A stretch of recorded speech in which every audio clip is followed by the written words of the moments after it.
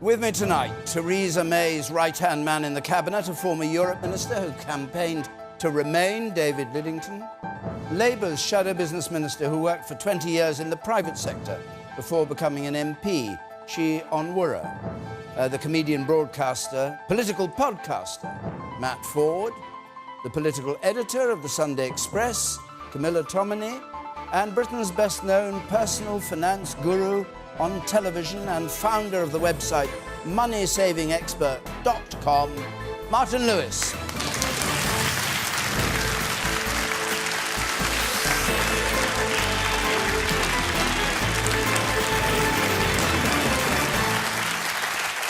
Thank you very much. Just a reminder, if you trust yourself to go on social media, our hashtag is BBCQT. It's at your own risk. The first question tonight, let's have it from Helen De Stefano, please. Does Donald Trump deserve the Nobel Peace Prize? Yeah, well, that's a good start. 18 Republicans have nominated Donald Trump for the Nobel Peace Prize. Does he deserve it? Presumably only if he makes peace with Stormy Daniels. Matt Forde. Well, he's made something with Stormy Daniels. I'm not sure it was peace.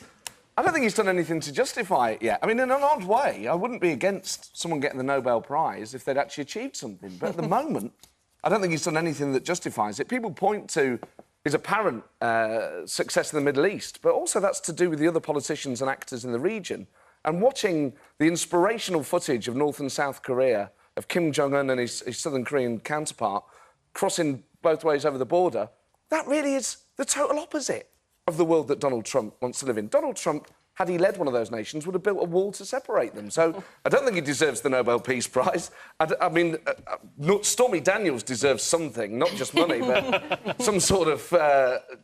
time in some of institution, I imagine, to get over the awful stress that she's been through. Careful, Matt. Well, I feel sorry for Stormy Daniels. No, you're all right, fine. But she deserves some sort of... Stormy Daniels definitely deserves some sort of prize for having done what she's done. Didn't she get 130 grand? Yeah, but sometimes it's about more than money, isn't it? Well, I think she's making her point now, though. And She may well be complicit in him not getting a Nobel Peace Prize. OK, Camilla Tominey, what do you think? Do you think he's done enough with North Korea, for instance, to deserve a Nobel Peace Prize? Well, I think the movement in North Korea is really fascinating to watch, and it's been borne about by some of his rhetoric, perhaps, but also some sort of rapprochement, it seemed, at the Winter Olympics as well. It's a bit too premature, though, to know what Kim Jong-un is up to. There's been talk about denuclearisation.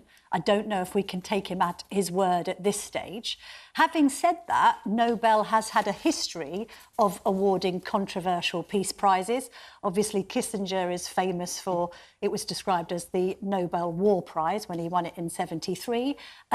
Another more recent example is Aung San Suu Kyi, who won it in '91 and, of course, now has turned her back on the Rohingya people, and there's been mass genocide there. So perhaps we should be asking ourselves what the point of the Peace Prize is if it's being at all questioned when it comes to who it's been awarded to.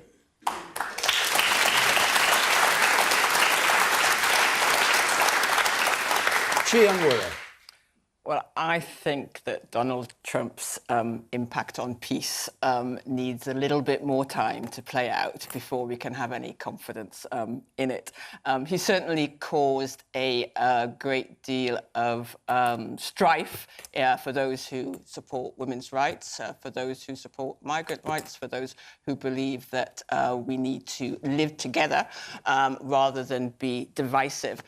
It is clear, you know, so the North Korea and South Korea rapprochement is a really important step forward, and I welcome that, absolutely. And clearly, you know, Donald Trump played a role in that.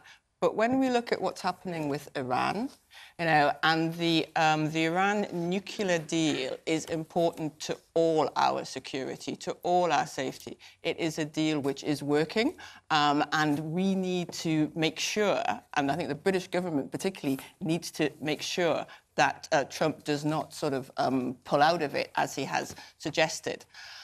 There is perhaps a possibility that by, if you like, bringing together sort of world leaders like Macron and others in trying to convince and persuade Donald Trump to be a better global citizen, that he may achieve more peace than the support than he looks like at the moment. But for the moment, I think it's too early to tell. OK.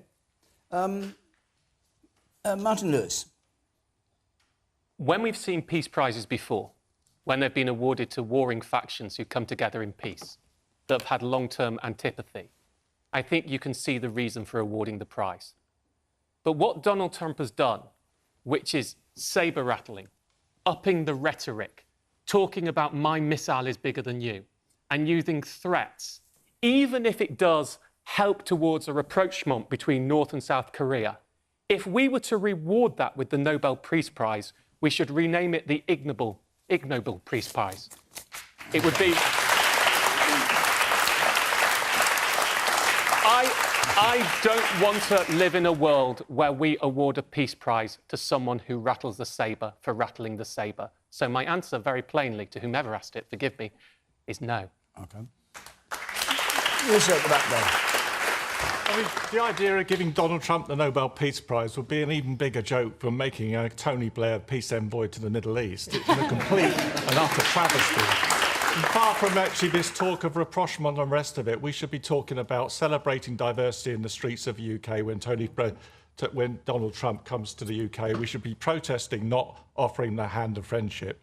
Let's not do what Macron did. Let's make sure that we celebrate diversity and inclusion and protest against Trump. OK. David Lidington. I think in answer to Helen's question, I mean, I'm probably rather glad that it's the Nobel Peace Prize Committee, not governments, that have the job in doing it, and I think they make a better job of it because they're an independent body.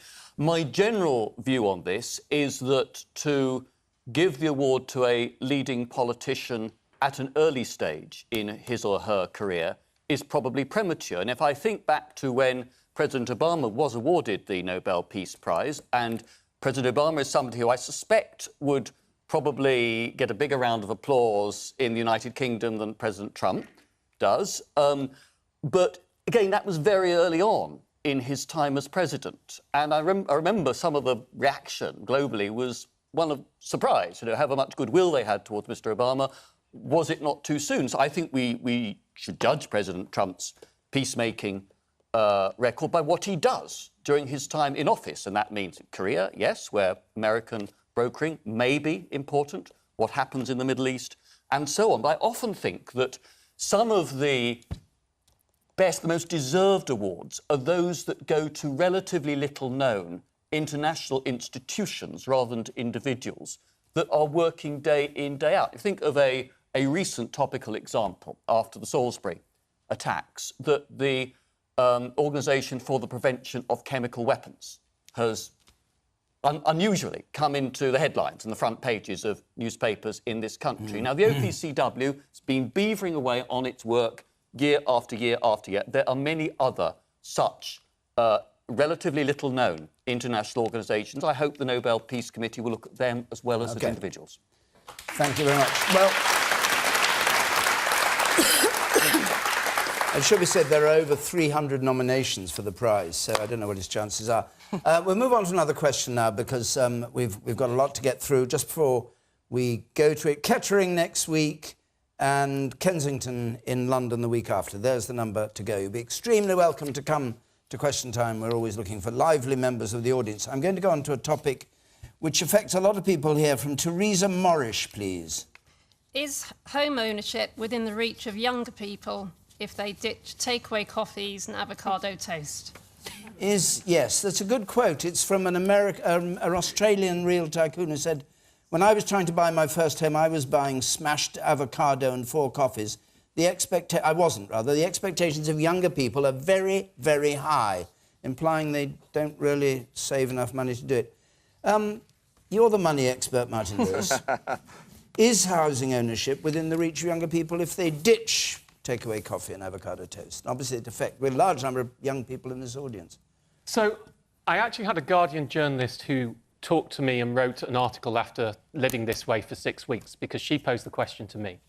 And when I initially looked at her income, we don't really use multiples anymore to get a mortgage. We use affordability criteria. But effectively, as a single person, you're going to be looking at buying 4 or 5 times at a very, very top end what you earn. And in many parts of the country, especially in the southeast of England, that is not going to get you close to getting a studio flat. So the idea that we should say sacrifice everything in order to get a house, and you'll get a house and it's your own fault, I think is frankly insulting upon the young people of this country.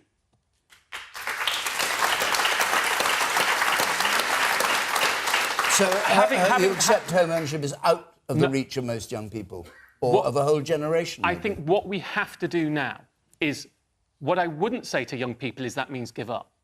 The fact is, if you start out at 24, 25, you have decent career progression, your income will go up. And the sooner you start saving, because you should build up for a 10% deposit, the government likes to encourage 5% deposits, the mortgage rates are way too high, push for 10%, don't go for 5%, that's not sensible. So you need a 10% deposit to buy a house. It's going to take you a number of years to get there, possibly 5 or 10. But the earlier you start to save, the sooner you may have a chance. We have the Help to Buy ISA and the Lifetime ISA. I won't go through which one's best and how you should work. I could, but I won't. After. So I think people do have a chance, and there is always the multiplier. If you do buy a coffee every day to work and it does cost you £2, there are 250 working days in the year. 2 times 250 is £500. If you decide to have the opportunity cost and say, I will forgo my coffee and put that £500 in a Help to Buy or Lifetime ISA to save for a house, it will get you to the point where you can buy it more quickly. But start to berate everyone for the depression of not having those opportunities is a mistake and won't encourage young people to help themselves. Though we do have a problem in this country that we celebrate house price inflation. Went to the supermarket and said, last things are 2% more expensive than last year. I wish they were 10% more expensive. We would never celebrate that. But when it comes to house prices, for some reason, the news reports house prices going up as if it's something to celebrate. Okay. Well, not really for anyone other than those who are selling and going to rent. Because everybody else, if you're going to move up, it just increases the gap to your next one up. And if you haven't bought in the first place, it makes it more difficult. We have to get away from that whole mentality. Camilla Tominey. Well, I was brought up in this town, so I know what the house prices are like. And if you're brought up in the southeast, then you look at your children and you just think, there's no way on earth my kids will be able to live anywhere near where me and my family were brought up and near their grandparents. I think the average wage is around £22,000 a year. So at 4 times that, you're suggesting to people that they should be looking for houses for 88 grand. Well, you guys all know that there's no way on earth you would find a house for that much, not just in St Albans, but probably in Hertfordshire area, or indeed anywhere near the M25. So that's problematic. But equally, there have been a lot of pledges from successive governments about house building that simply haven't been met. Our population has continued to grow and there is far too much demand and not enough supply, particularly around the M25 because everyone wants to commute into London. Yeah. So really, governments need to be putting their money where their mouth is and building more homes. And I know there are Conservative pledges. There were Labour pledges. I believe at the end of Labour's tenureship, only 77,000 houses were built when they promised over 100,000, something like that. You know, I think you should be doubling the numbers and be suggesting that not 100,000 plus, but 250,000 plus, particularly in hard-pressed areas, is the amount of building we need to be doing. OK. Mark there. I'm told that in St Albans, the average house price is 16 times average local salary. The issue really isn't about building houses. It seems they're building houses on every kind of bit of spare land they've got in St Albans. The issue is there is no affordable housing here. Yeah. There is nothing for people of my age, 23 years old. I'm a graduate. I've moved back to St Albans.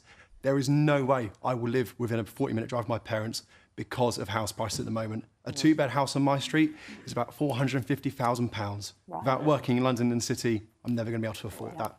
And you, sir, up there?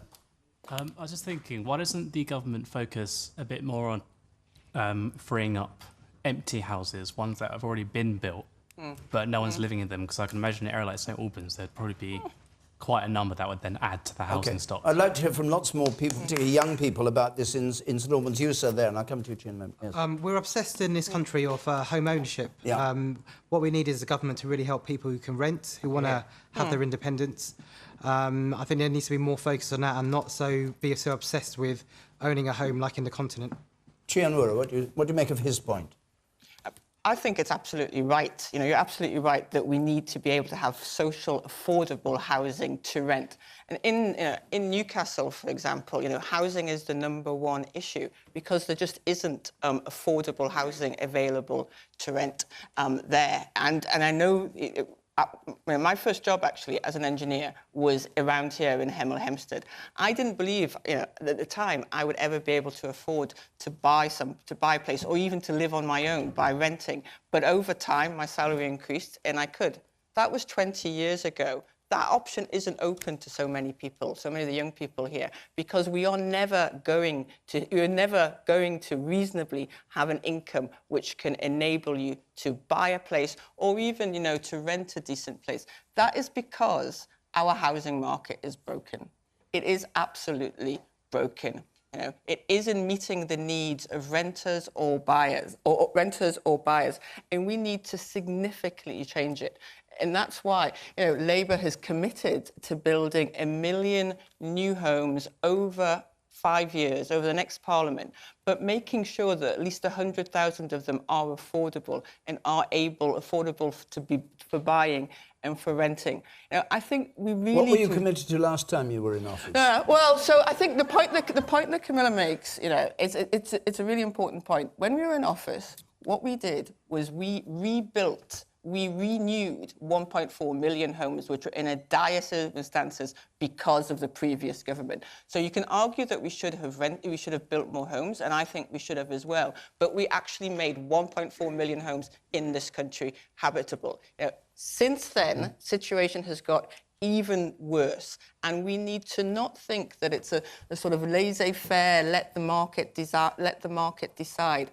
Having a home is a fundamental right, and it makes a difference. I see it in my constituency. You know, I see that where you have owner-occupiers, you know, where you have people who can stay renting but have a long-term lease, you know, the street looks better, the environment is better. You're in favour of ownership, not renting. No, like but protected long-term lease. All People right, who have to move every 6 months, they can't invest in their home. Okay. We need to give private renters. But this is really important. Yeah, right. We need to give private renters the rights so that they can stay in their own homes. They can stay in their homes. People are having to move every 6 months, and that just isn't acceptable. Okay.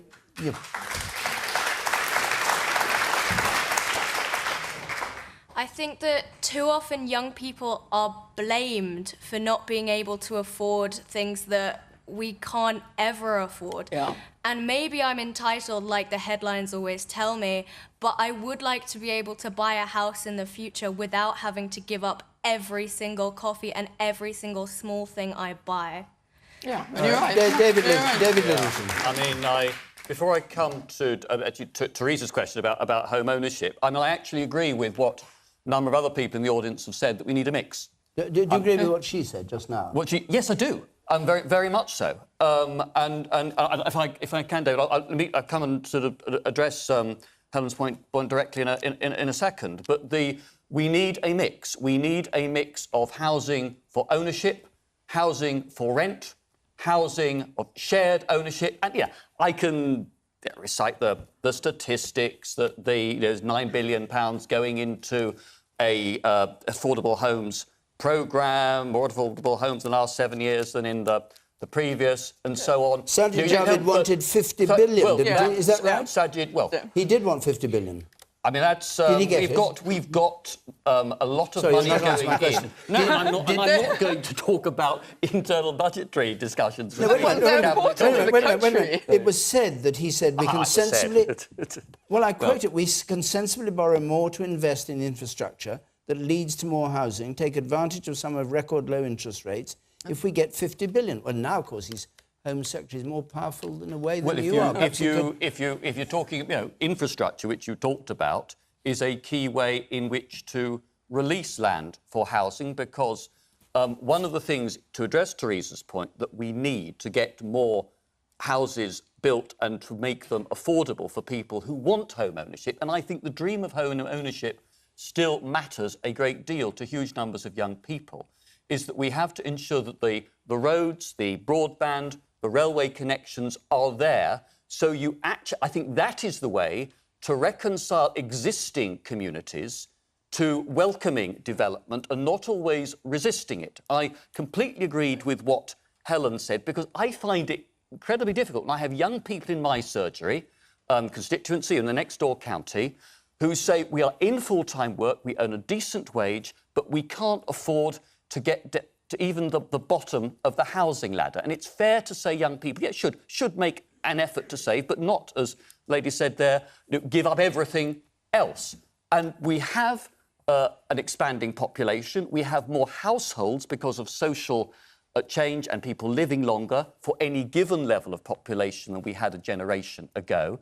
And for areas like St Albans, areas like mine, these large-scale housing developments are controversial, but we've got to think about the next generation, and we are building to make life tolerable for them. All right. The person bang in the middle of the audience there, you. I think something that didn't affect our generation, though, was student fees, tuition fees. So when you are talking about investing in infrastructure, one of the things that happens now for young people is that they go after their dreams, they want to go for further education, they have to pay for that. We didn't have those debts to pay back. Matt Ford.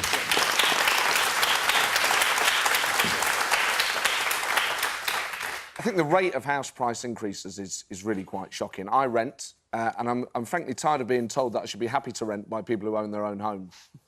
Wanting to own your own home is not an ignoble ambition. Wanting to put something aside so that you've got some security for yourself. I don't have children yet, but one day I would like to have children. I'd like to be able to give them the security that I never had. My mum never owned our own home. She still doesn't own a home now.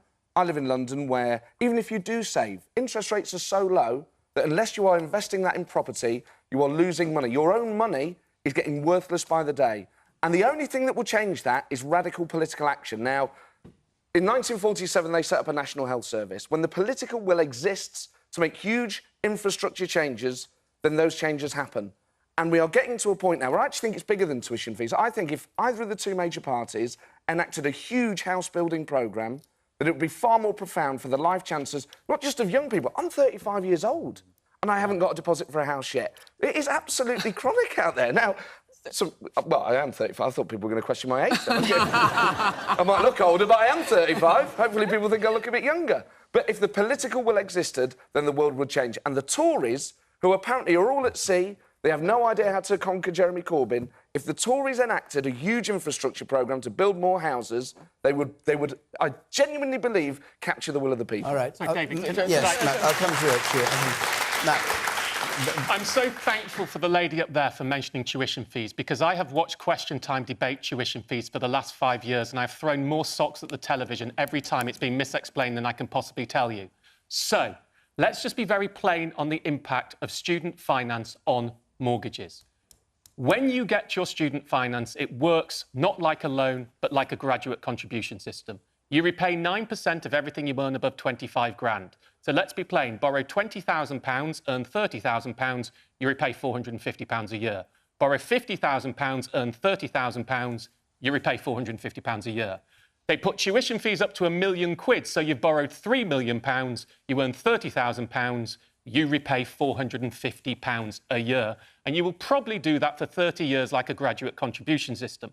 So, it has a very minor effect on your disposable income, having a tuition fee and maintenance loan combined. It does not go on your credit file. It is effectively like mildly increasing the amount of tax that you pay, just like increasing pension contributions also decreases your disposable income. It is not a big issue for getting a mortgage. The biggest issue that young people face for getting a home is primarily building a deposit to get there while they're renting, because renting is too expensive. Right. Tuition fees is a red herring. All right. So, I'll come to you. The man there on... Yes, you, sir. Yeah. I think we're sending too many people to uni and not concentrating on trades.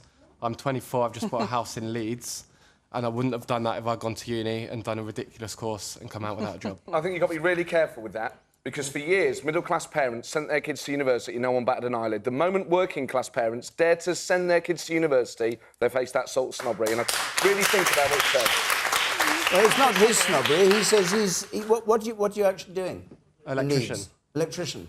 Not his snobbery. He's saying he chose to be an electrician. But You're not accusing him of being a fine for snob. you, but don't stop other people from I'm daring not to have stopping an people, academic but dream. I think uni is pushed too much.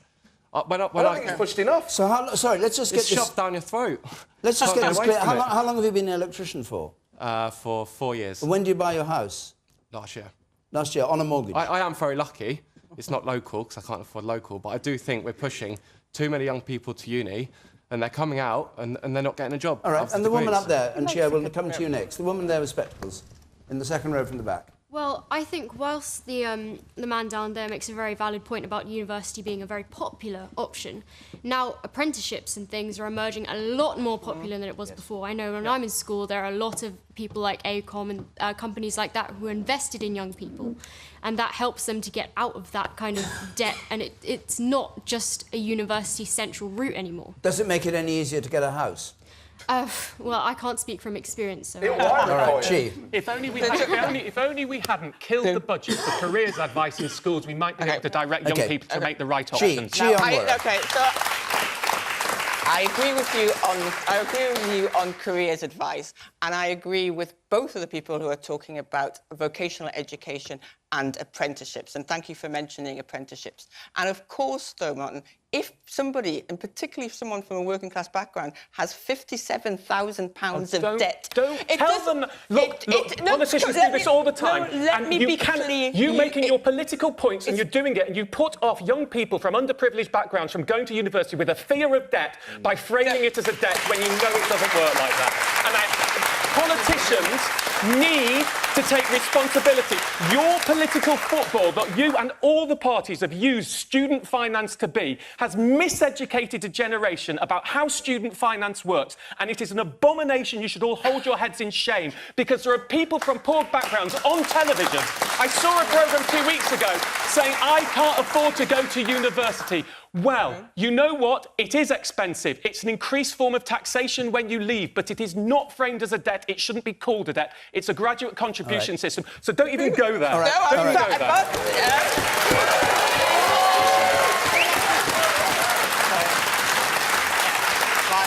OK, Chi, you're right to reply, obviously. It is really important to recognise that tuition fees are an obstacle for students. Psychological. Steady on, Martin. It's psychological, steady. but a lot of the world is psychological, Martin. You know, how things are perceived is what supports people's choice. Well, you can argue to re-educate, or you can argue, as we have done, to abolish tuition fees. Let's go back to housing. Let's abolish tuition fees. And talk about housing. Well, I think it is related. I think let's abolish tuition fees. The question was about housing. And then, you know, Martin and I can agree about having further education on debt. Absolutely. When it comes to housing, though, what we talk about a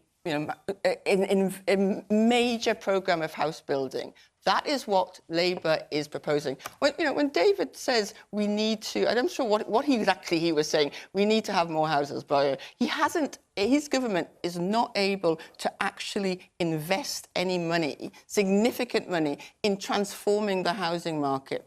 We have said that we will have a £250 billion infrastructure transformation fund, which will help build houses at a rate which will transform the housing market in this country. Haven't a load of Labour-run councils blocked the housing building? Look at Haringey. They were going to build thousands of houses. It's been blocked because Labour are saying, look, you're not adding enough affordable housing. But the developer's saying, in order for this to be financially viable, we need to include X amount of affordable housing. I hope you know what affordable housing means. But can I just finish my point? The point is, Chi, do you want some affordable housing or none? Because a lot of Labour councils are blocking the building. Lambeth, there was a story in the paper last week, had promised in the last manifesto it was going to build 10,000 homes. It's built 17. All right. I think wait a minute. I think David Lidington is being... If you go on, David Lidington is being let off the hook because Chi said the Tories had no policy. You must answer it, David. Yes, and I'd argue very strongly that we have an ambitious policy for housing. You let me say in passing, I thought the gentleman in blue was right to talk about vocational training and apprenticeships. I don't see any contradiction between the widest possible opportunities for people who wish to go to university to do so, but also to do what in this country we've not succeeded under any government in doing properly since the Second World War, and have a system of vocational education and training. And is everybody going to get a house that way? Is that the argument? Equal esteem. Is everybody going to get a house? Well, That's in the terms question. of It's about housing, we set ourselves a target in the white paper published last year of getting the house building rate up to 300,000. There is no snap-your-fingers single answer to that. It will involve tackling things not just like large-scale garden towns in particular locations and putting the road and rail infrastructure in to support those developments. It will mean working with local authorities on identifying the smaller, difficult brownfield sites in town and city centres that the big builders tend to ignore. And it means trying to get the big builders to stop the practice of getting planning permission for development and then just sitting on the land bank and not actually getting the houses built and putting them on the market. Can I give David? Can I give you? I mean, very quickly.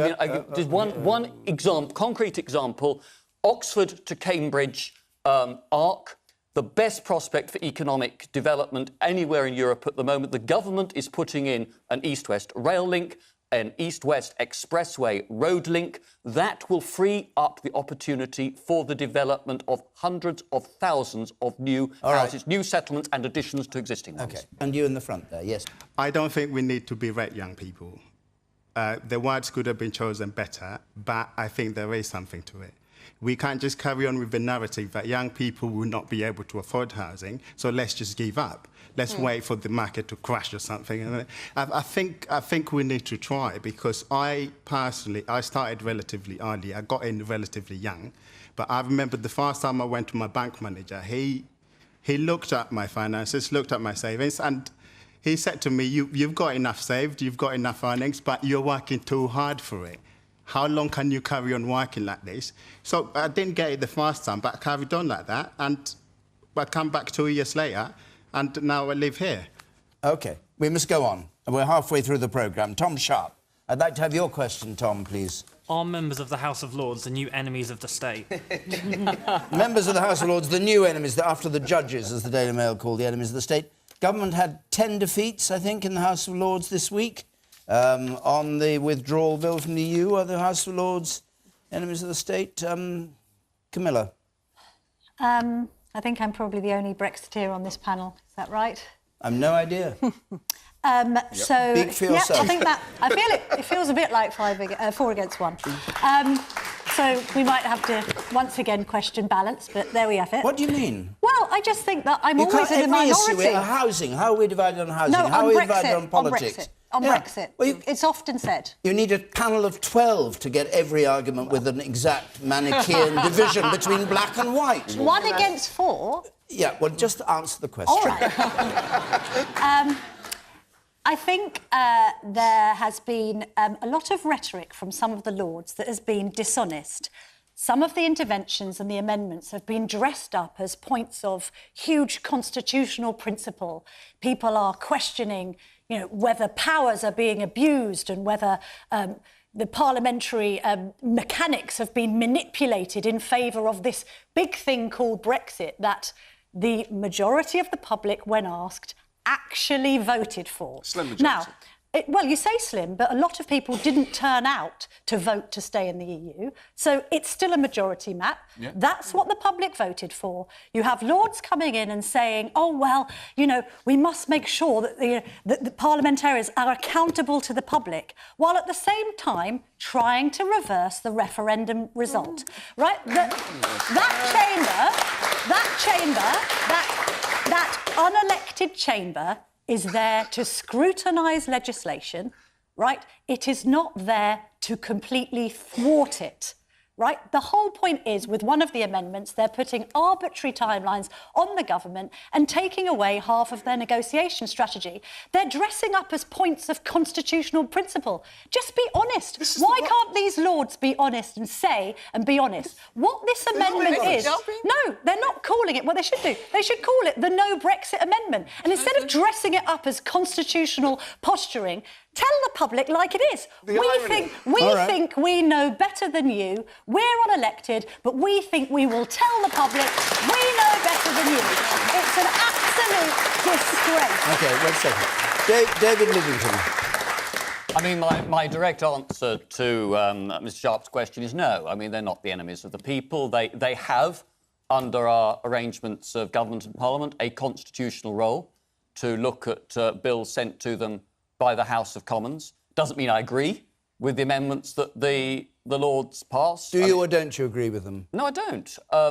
mean, you know, there'll be some amendments that Lords bring through on various bills that will often have government support. So what's the point of these 10 defeats? You're the government. You don't believe that they're going to be carried in the House of Commons? They have the right, under our Constitution, to say to the House of Commons, we would like you to think again on this. The House of Commons can override what the House of Lords has decided. Can I put you... These amendments will all have to come back for the House of Commons, to the House of Commons for a decision. So I don't think they're acting improperly, even if I've disagreed with what they've done. But David Davis, the Brexit secretary, said there's a clear distinction between revising legislation and attempting to overturn the referendum result, which is what he says the House of Lords are doing. I do sympathise with what Camilla said, that I think the purpose behind some of those amendments, and if you read the Lord's Hansard accounts of the debate, that intention is pretty clear, was actually to reverse the referendum result, not just to improve the government bill that is before them. And though I campaigned long and hard for Remain, I mean, I've always said we have to accept the democratic verdict when the turnout was higher in that referendum than at any recent general election, and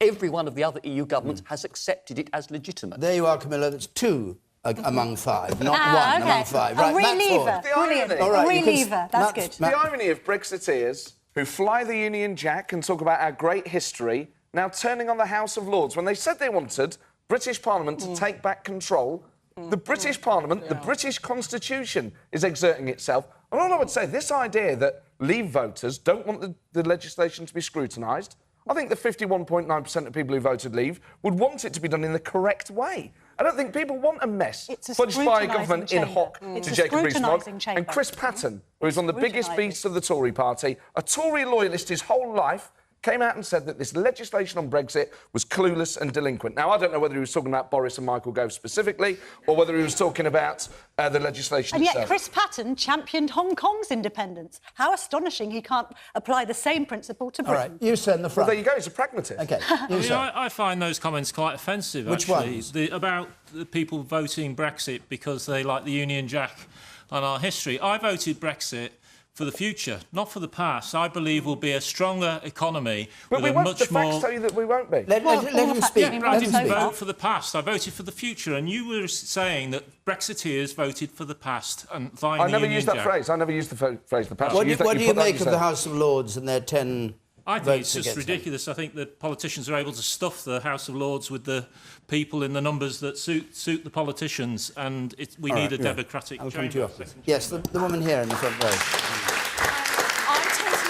With the gentleman over there, I think that even though the House of Lords, they're unelected, I think that Parliament by definition is House of Lords and House of Commons.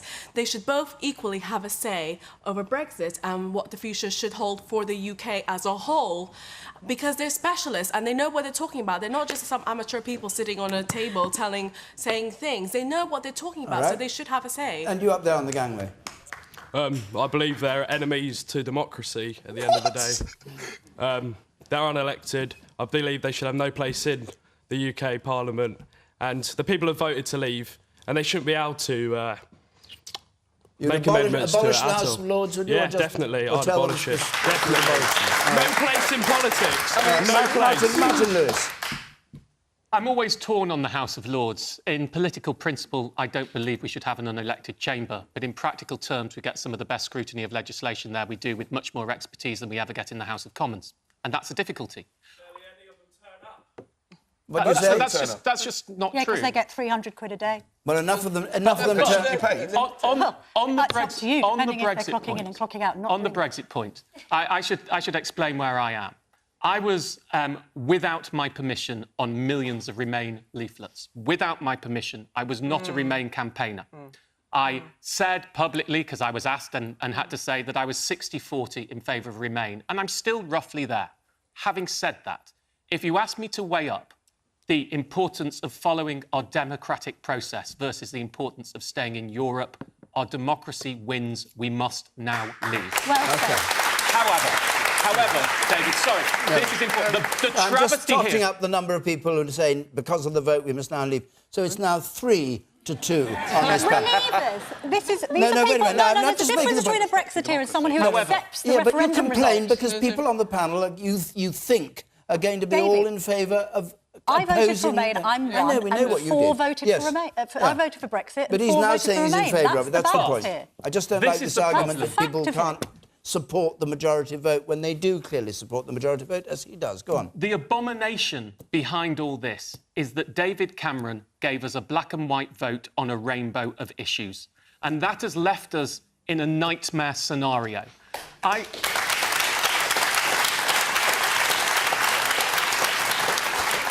I'm a man of numbers. 52 to 48. One would assume most Remainers, for example, were in favour of a customs union. And it is not unfair to assume that some Leavers are in favour of a customs union. So on that particular vote, it may well have been a majority for a customs union. And what I don't like is when politicians try on both sides to impute what the electorate thought from this black and white vote, which is why I'm afraid we do need parliamentary scrutiny. The House of Lords nor the Commons should stop us leaving. We must leave. But we need to have expertise working out what is the best situation to give us that good future that you as a Brexiteer voted for. All right. So let's not degrade people. We have this problem with a sort of independent bias. We ask people for an independent view and they come up with a view we don't like based on an independent view, and then we say you're biased. Now, you know, sometimes maybe you should listen to the experts. Chi. I think Martin and I mainly agree on this one. Which is nice. Do you agree on the question, which I have to read from Tom Sharp? Are members of the House of Lords the new enemies of the state, was the question. No. I mean, I'm in favour of House of Lords reform, absolutely. But I've been in Parliament 8 years now. You know, the Lords is not a hotbed of some kind of radical, extremist enemies of the people. They're doing their job. They're scrutinising the legislation, and this legislation needs scrutinising.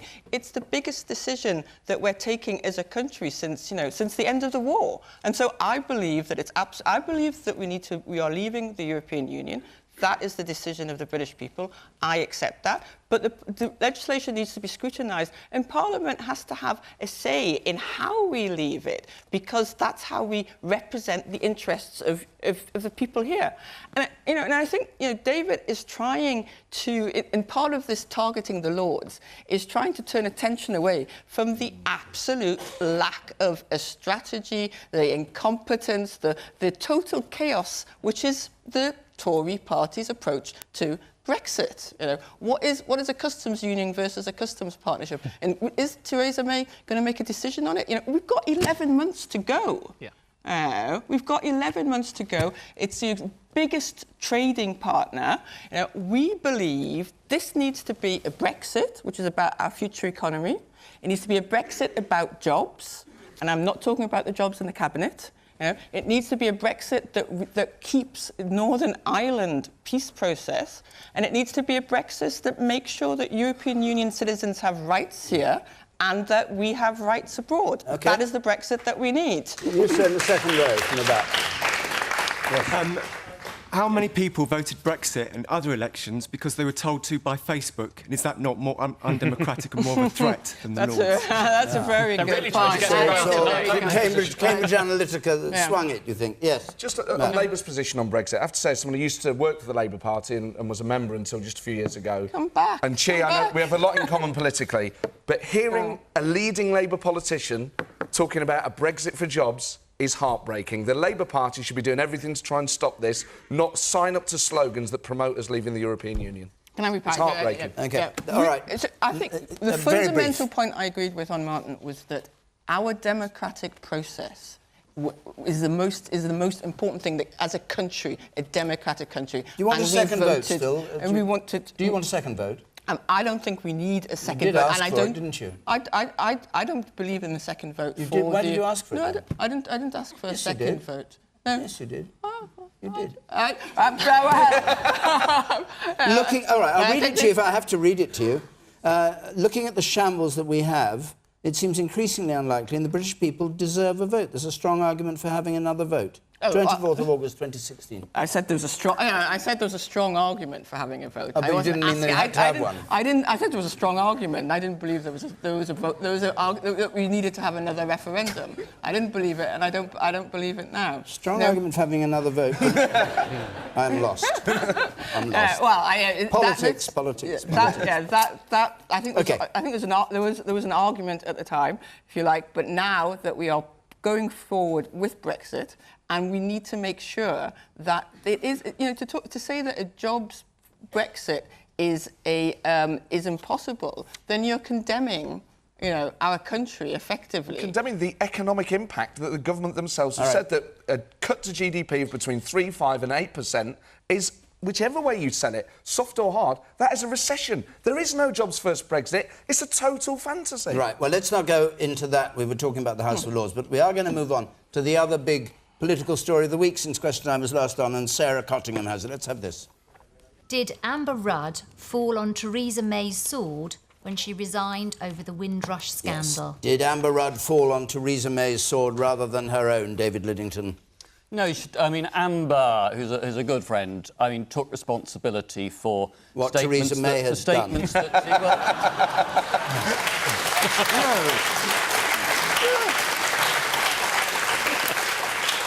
No, David. She took responsibility for the fact that she'd made statements that had given a misleading impression to the House of Commons. What she had already started to do, and Sajid Javid is continuing since being appointed as Home Secretary, is to take action to make sure that those people from the Windrush generation are helped to regularise the status in this country to which they are entitled.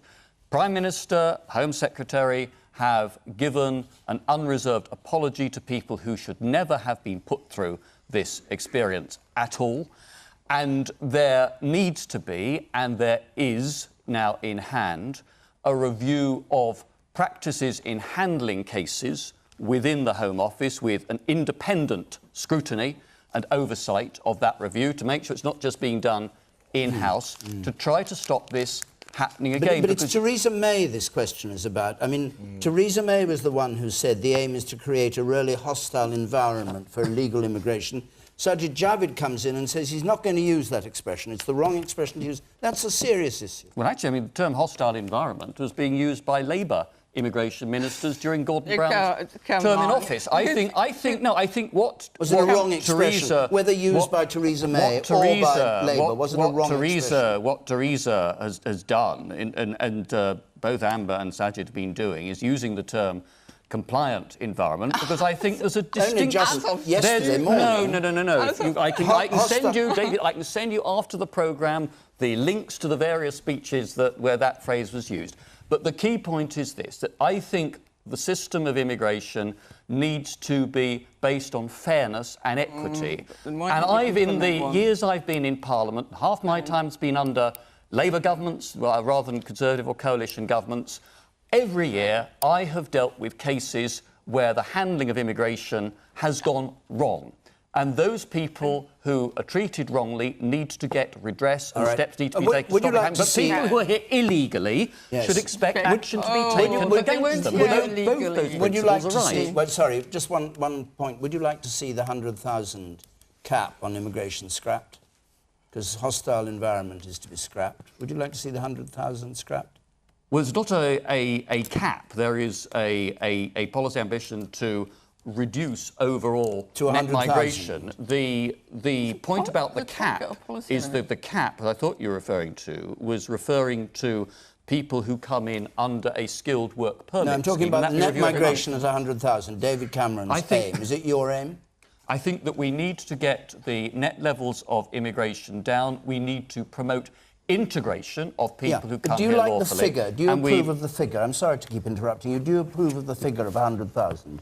I think It's a that simple question. getting it down to that sort of level should be is a fair objective to do, But but we surely- need to do it gradually and in a way that makes sure that Okay. our economy continues to be able to recruit people to Matt fill skills Ford. gaps. Matt Ford. I find this one of the most depressing debates I've ever had to experience as a British citizen, coming so soon after the vote to leave. And I do appreciate, actually, that people voted leave for a number of reasons, and it wasn't all just about the flag and the past and things like that.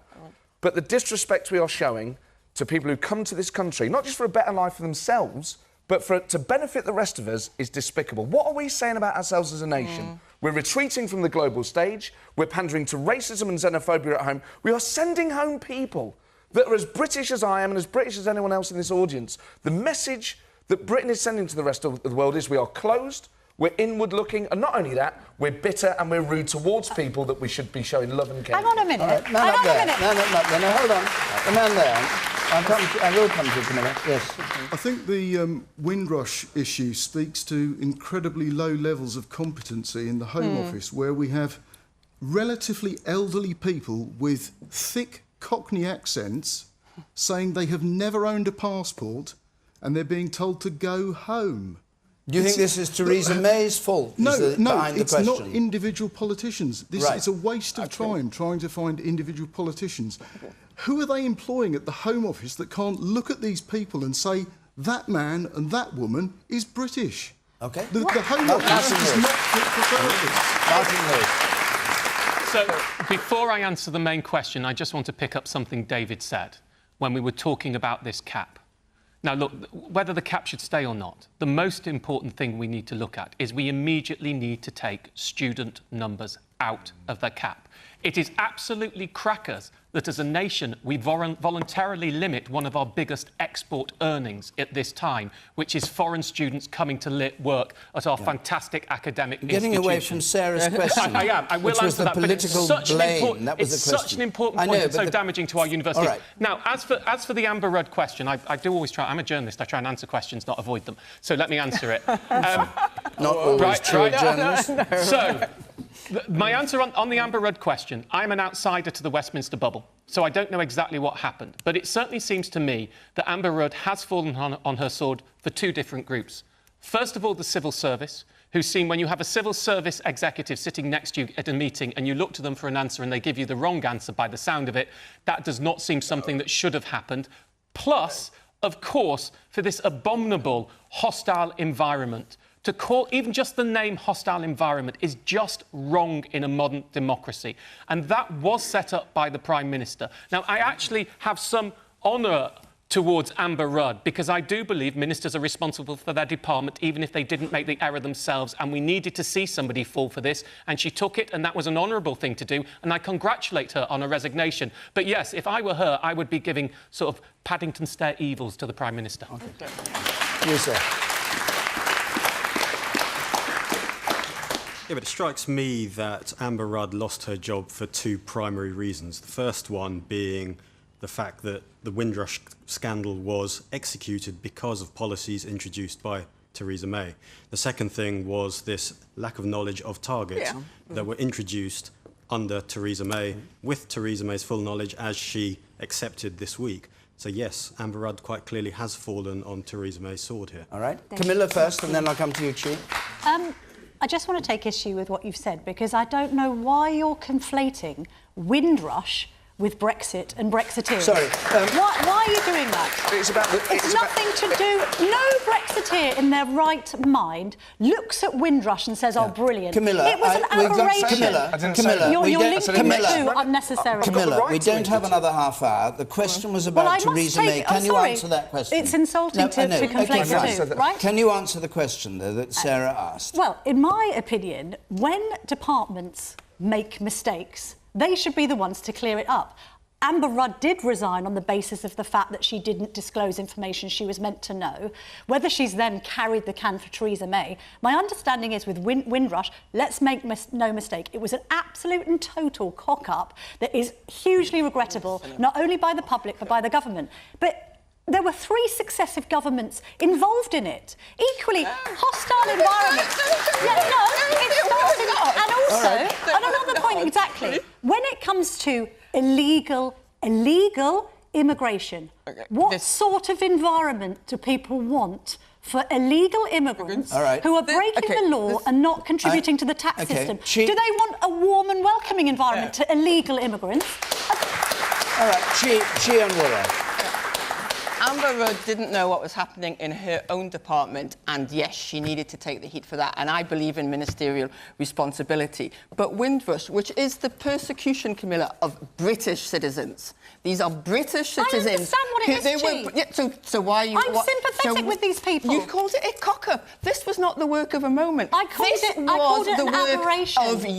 This was the work of years of processes put in place. It was an absolute travesty. Can you not interrupt each other all the time? Just finish the point. We're coming to the end of the programme. Was it Amber Rudd or Theresa May who was to blame? That was Sarah's question. I repeat it. OK, so it took time to persecute these people in this way. It took time to make GPs and landlords the border forces while cutting the actual border force that we have. And it took time to deny, people, British citizens, to dividing British citizens who get life-saving treatment for cancer in British citizens that don't. And the minister who was responsible for that was Theresa May. We all agree this is wrong. We all agree it was wrong. Good. And yet it happened. And the reason it happened was because Theresa May put it in place. And David, I believe that I'm sick and tired of ministers who simply blame other people when something goes wrong. Those aren't my words. You want to quote them? Those are Theresa May's words on this programme, on Question Time, speaking to you, and I want to hold Theresa May to the standard she set herself. You think she should have... You think she should have resigned? I think she's. Are you calling for Theresa May's resignation? I think she is responsible, and she should take the responsibility for it. And she should also give us the documents that show that she's responsible. OK, we've come to the end. You can have a brief riposte to that if you want, David, before we close the programme. Well, I've been in Parliament for 26 years now, and every year I deal with a lot of immigration cases in my patch. During Labour governments, I have had just as many cases which have been badly handled as under Conservative or coalition governments. And I think the gentleman there made the important point. This review, amongst other things, needs to sort out how we handle casework a lot better in the future. Time's up, I'm afraid. Our hour is up. Our hour is up. Our hour is up. We could have gone on a long time, but our hour is up. Next Thursday, we're going to be in Kettering. And in Kettering, we're going to have the Secretary of State for Work and Pensions, Esther McVeigh, with us, Labour's Chuka Umunna, and the rapper, poet, the political activist, Akala, is going to be on the panel. See, he's known to all of you. The following week, he's known to a younger generation. The following week, we're going to be in Kensington in central London, obviously still with the echo of the Grenfell Tower tragedy hovering over that programme, I suspect. That's the week after next, though. The number to ring, 0330 if you want to be in either of those places in the audience, or go to the website and follow the instructions there. If you want to go on with the discussion that we've had from home, you can join Question Time Extra Time on 5 Live. Adrian Chiles will be handling that. You can watch it, press the red button, go to the BBC iPlayer, call him and have your say. But here, my thanks to this panel, to all of you who came to St Albans to take part in the programme, and until next Thursday from Question Time, good night.